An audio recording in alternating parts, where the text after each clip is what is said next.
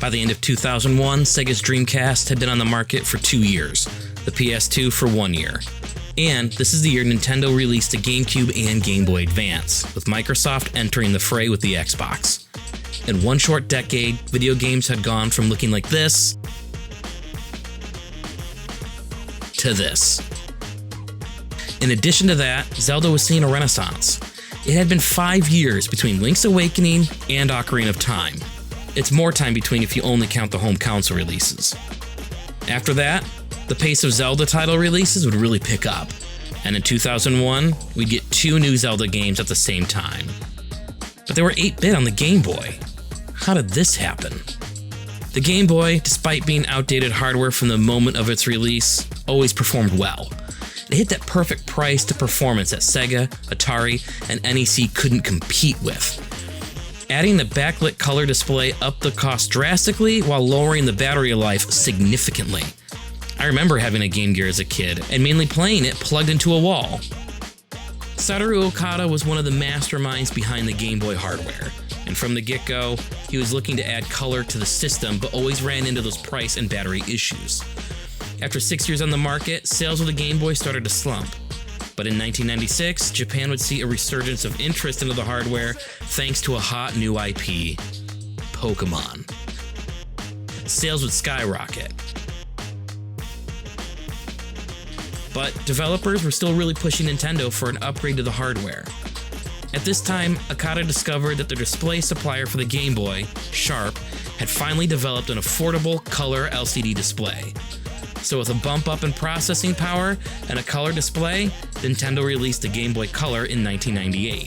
This coincided with Pokemon's North American debut. Sales would go off the charts. Power isn't everything. 8-bit for handhelds were here to stay for a while longer, but Nintendo's internal development teams weren't interested in developing for the handheld. They wanted something new to sink their teeth into. They felt they had done all they could do with what the Game Boy had to offer. So in 1999, the unthinkable happened. Nintendo would allow a third party to develop original mainline titles for one of their mainline IPs. That third party developer? Capcom.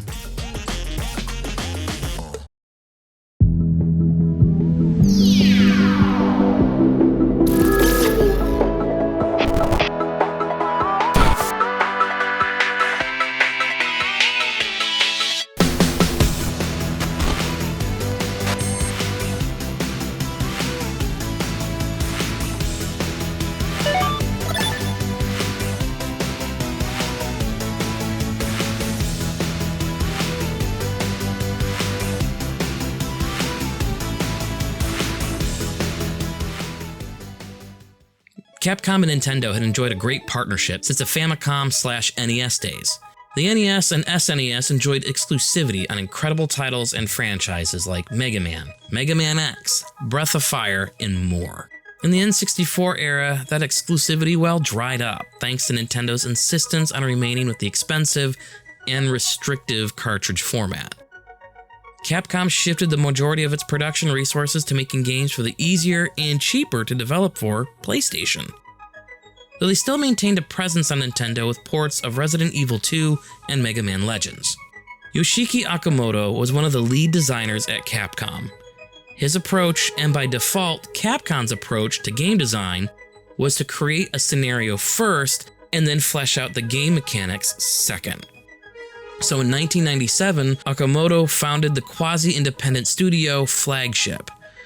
This studio would be a subsidiary of Capcom and would be the scenario development arm for Capcom-developed titles, notably creating stories and scenarios for the early Resident Evil games, the Dino Crisis games, and Onimusha. This represented a stark difference in approach to developing games from Nintendo. Nintendo, to this day, develops gameplay mechanic ideas first and foremost, then molds the story and scenario to those mechanics. For early 3D titles, this worked greatly in Nintendo's favor as they were able to better perfect basement movement and mechanics like jumping in Mario 64 and sword fighting in Ocarina of Time. In 1999, Okamoto had approached Miyamoto about letting Capcom make a Zelda game. Actually, this is a little too polite way of describing that. Okamoto hounded and blackmailed Miyamoto about making a Zelda game. He even threatened that if Capcom was denied this, they'd start a competing Zelda franchise. So Miyamoto said yes, like he had a choice. Akamoto's teams at Flagship and Capcom got to work. They initially set out to remake the original Famicom Legend of Zelda for the Game Boy Color. Once that was completed, they would then move on to an original Zelda title. But the team immediately went ham creating new ideas. And the early work on recreating the original Zelda was quickly implemented into a brand new title.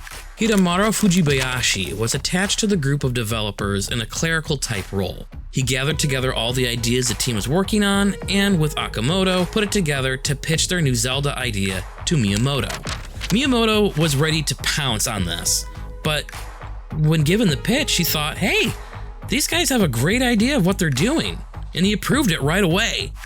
It appeared to him from Fujibayashi's presentation they had everything well under control.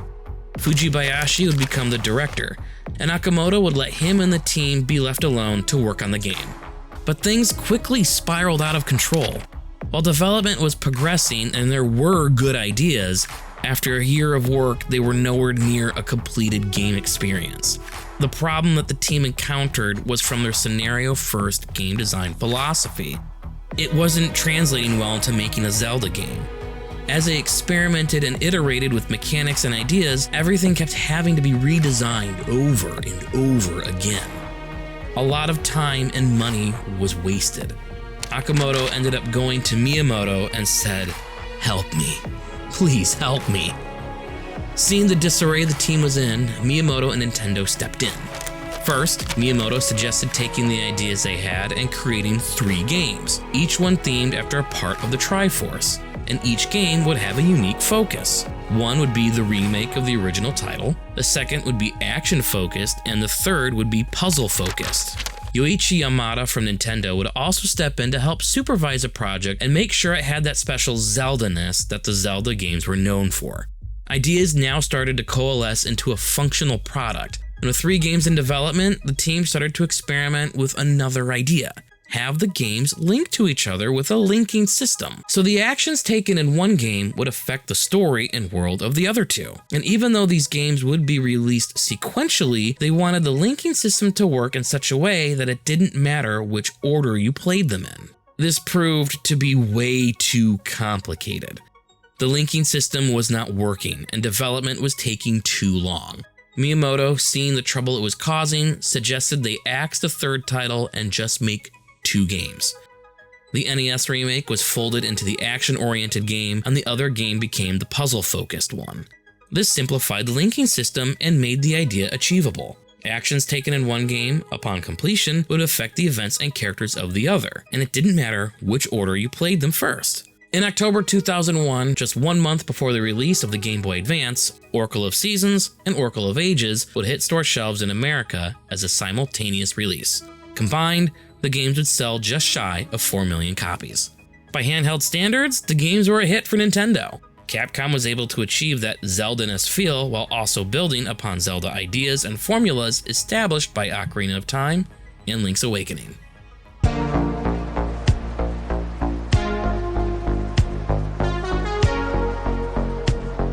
Link's Awakening recontextualized Zelda ideas from A Link to the Past, thus establishing that Zelda formula that the games would take moving forward. Oracle of Seasons and Ages once again take aim at recontextualizing some of Zelda's core ideas, specifically some of the items. They both reinvent the wheel and come up with completely new and unique items for Link to use, while also recontextualizing the function of some of Link's staple items. There are the basics that are standard: bomb, sword, shield, boomerang, shovel, power bracelet. They're pretty much left unchanged in their function. The concepts, though, of the magic powder, the bow, and the hookshot are rethought in these games. In A Link to the Past and Link's Awakening, the magic powder was used to further the story and could be used on some enemies and objects. The Oracle games switched this to the Seed Satchel, which can hold different types of seeds. The first seed you get with a Seed Satchel in both games are the Ember Seeds. They allow you to light torches, burn down small trees, and set fire to some enemies. Scent Seeds give off a scent that can be used to lure enemies to a location. Mystery Seeds can be placed into owl statues for hints, kind of like the stone beak was in Link's Awakening. Gale Seeds can be used to warp across the map as a fast travel option later in the game, and Pegasus Seeds can be used to dash for a limited time. The Seed Satchel essentially combines the Magic Bag, the Lantern, and the Pegasus Boots into one item, while also adding a little more functionality. The Bow and Arrow is replaced by two items, the Seed Slingshot in Oracle of Seasons and the Seed Shooter in Oracle of Ages. Both of these items use the contents of the Seed Satchel as projectiles, similar to the bow, but once again, there's a little more functionality. The Seed Slingshot is pretty straightforward. It shoots a seed, allowing Link to damage enemies from a distance as well as light torches from a distance, hence the added functionality. Later, the Seed Slingshot is upgraded and one seed is now 3 and scatters across the screen, as you'd expect. The Seed Shooter works largely the same way in Oracle of Ages as a Seed Slingshot does in Oracle of Seasons, but the seeds can ricochet off walls and bumpers, which adds some fun puzzles to solve with the shooter, and a new challenge in engaging some enemies and bosses, requiring you to ricochet a seed off the back of a wall to hit the enemy from behind. With the choice of seed types, these items not only rethink and replace the bow, but also the fire rod. Then, and this is my favorite, there's a rethinking of the hookshot. In Oracle of Ages, it's a pretty straightforward idea. Instead of the hookshot, you get the switch hook.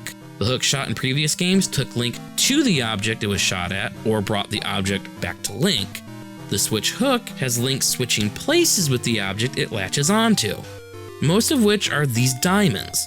But the switch hook can also be used on pots, but when switched, the pots break, making them one-way paths and creating interesting and unique puzzle concepts in the dungeons. Oracle of Seasons really turns this idea on its head and rethinks the idea of the hookshot with the magnetic glove. As you explore the map, you'll see these cylinders across gaps with a giant S on them. Naturally, you'll be curious what they could be used for. In the Unicorn's Cave, you obtain the magnetic glove, and every time you use it, the polarity of the glove changes. Now those cylinders make sense. If your glove is set to N, when you use it, the glove pulls you towards the cylinder, and then switches to S, which if you use it, will push you away from that cylinder. Then there are also these giant magnetic balls with an N on them that are used for puzzle solving by pushing and pulling them by changing the polarity of the glove. And some enemies can be affected by the glove as well. Out of all the items, I absolutely love the magnetic gloves. They brought with them some really fun and challenging design ideas. Quite honestly, wish we had a bit more with them. There's so much that could have been added, and this is not a criticism or a complaint. I just like the idea that much that I wish they did more with it. It's more of a praise that I think the idea is that good and that well implemented. The items were very well utilized in these games, and not just in the dungeons. Hardly anything was used as a gimmick for a dungeon puzzle and then just left there to rot. Looking at you, Dominion Rod from Twilight Princess, but we'll get to that when we get to that. There are two items I haven't mentioned yet, and they're the titular items in each of the respective Oracle games. They're given close to the start and are the defining hook at the core of each game's identity, but their discussion cannot be separated from the conversation of the overworlds. And while the dungeon design in the Oracle games is rock solid, the true shining star of Capcom's freshman outings in the Zelda franchise are their contributions to Zelda's overworld design.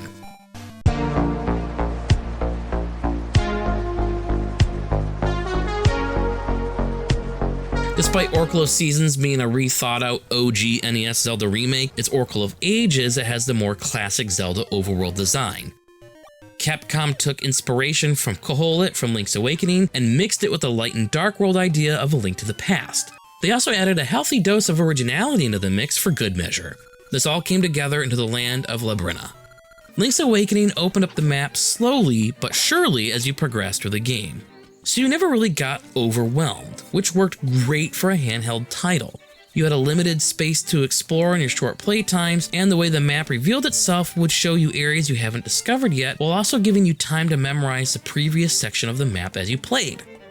A Link to the Past had two overworlds, the Light World and the Dark World.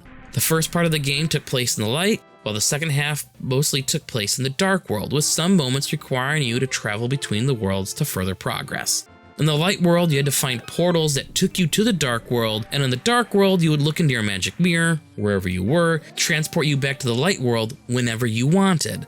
This would also create a temporary portal back to the dark world.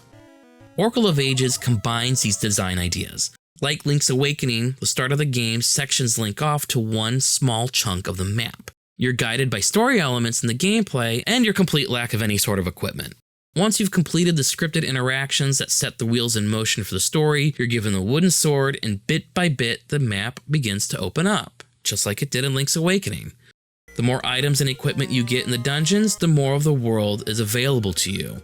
And the fast travel system opens up as the map gets bigger.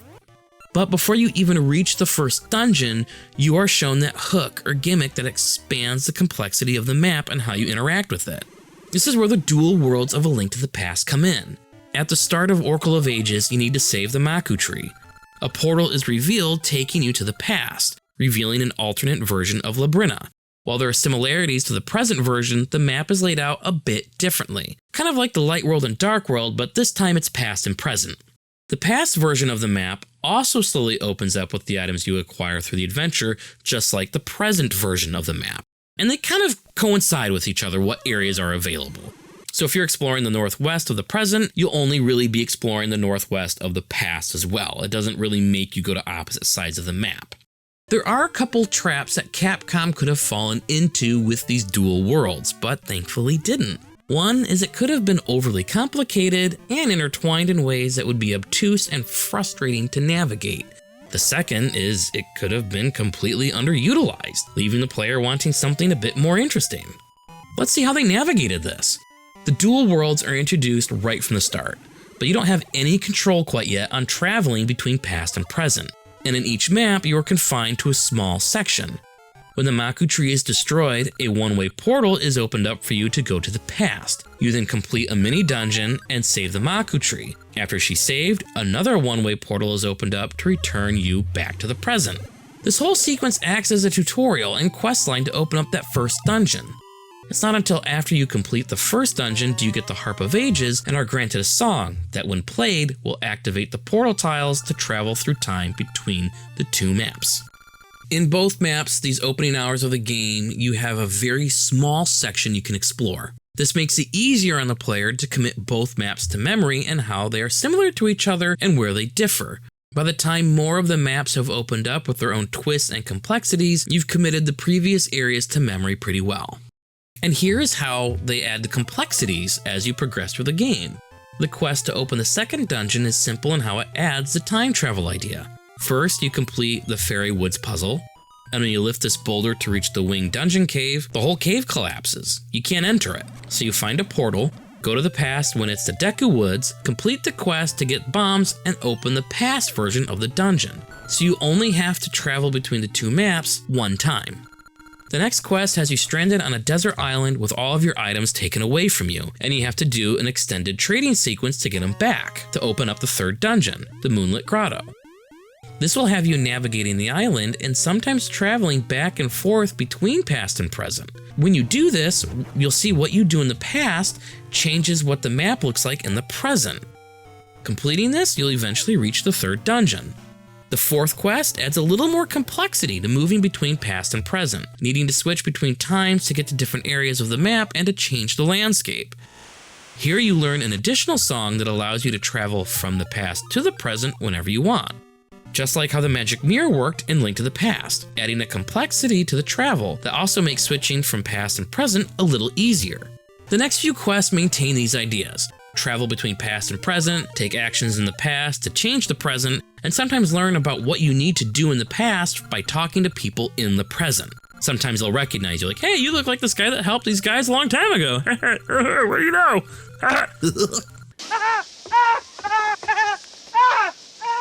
Finally, during the quest to open the 7th dungeon, Jabu Jabu's Belly, you learn the Tune of Ages, which frees about all constraints in time travel, and you can switch between maps on a whim. So how did they avoid those design traps I mentioned earlier? Well, first, they obviously didn't underutilize the idea. Every single quest to open up the next dungeon required traveling in time in some way. Second, the way they kept it from getting overcomplicated is they added limitations. At first, you have zero control of traveling to and from time. And then you have some control of traveling to and from time, but you only need to do it once or twice. And then you have full control traveling through time, but only after you fully understand the mechanic and have fully committed the map to memory.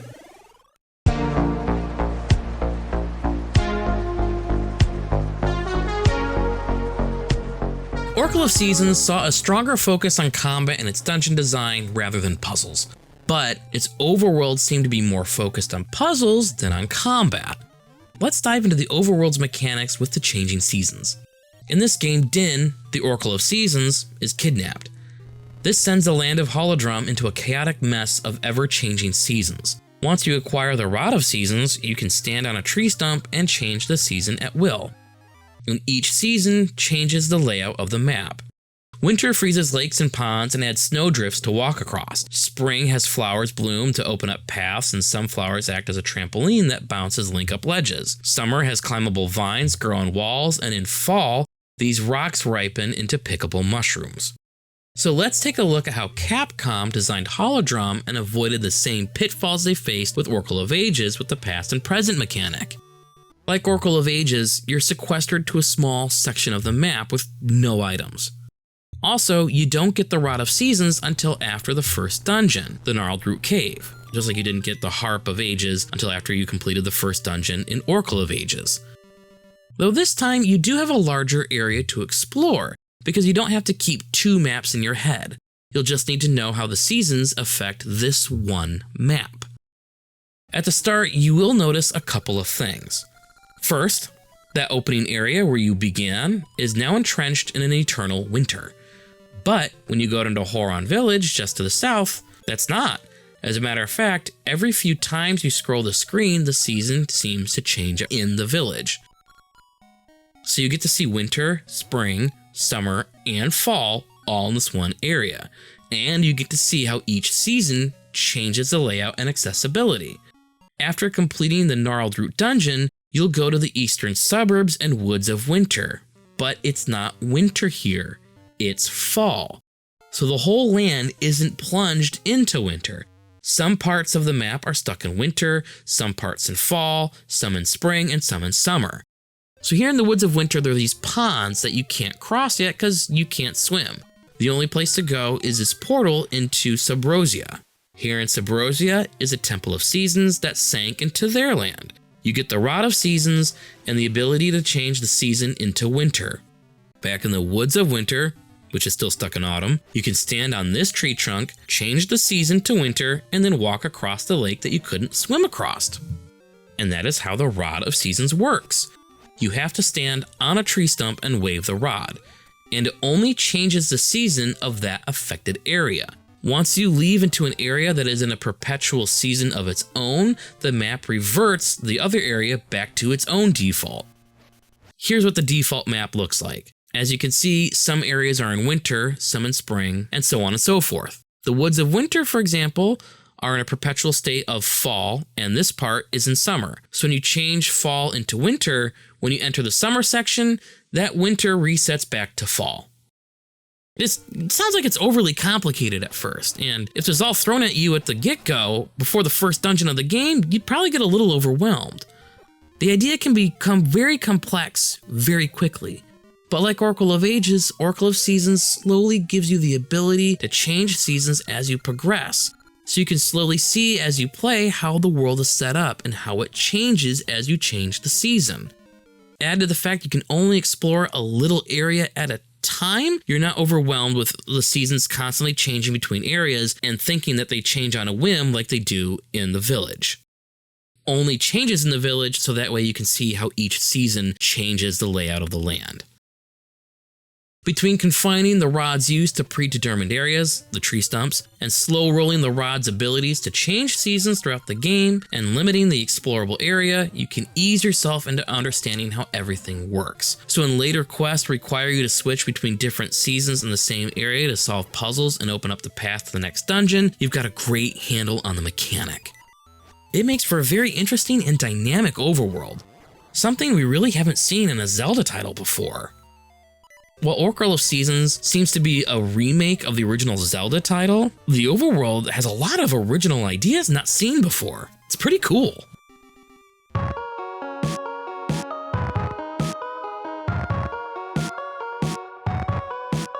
A few stray thoughts about these Zelda games. I didn't dive too deep into the dungeon design of these titles because there really isn't much that stood out from me that wasn't really done in previous entries. They're not bad dungeons, I quite enjoyed them. They're solid, with interesting and engaging ideas.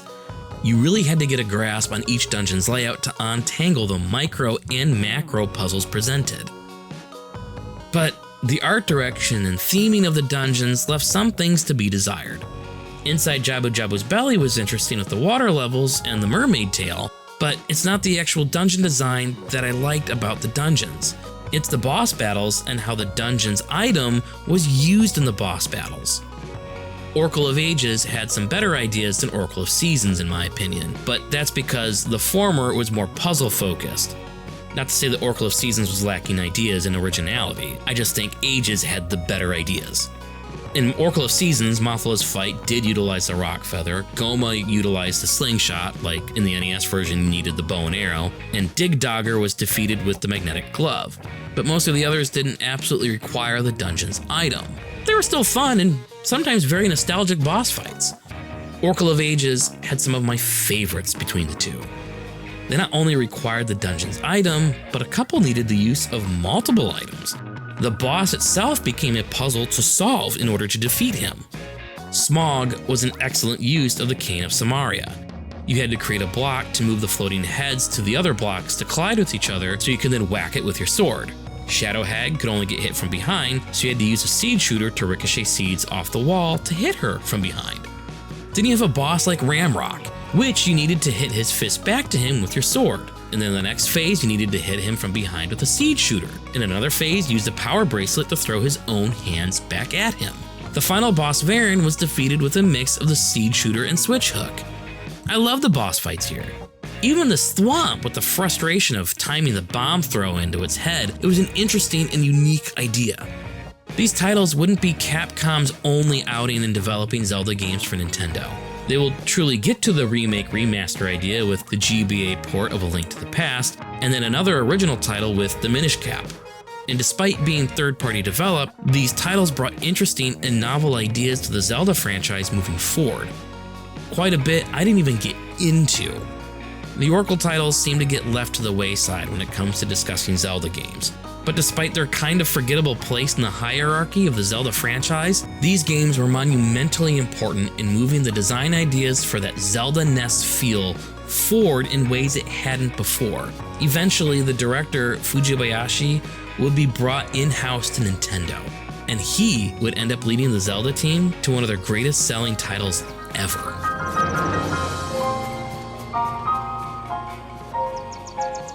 But that's a whole other story.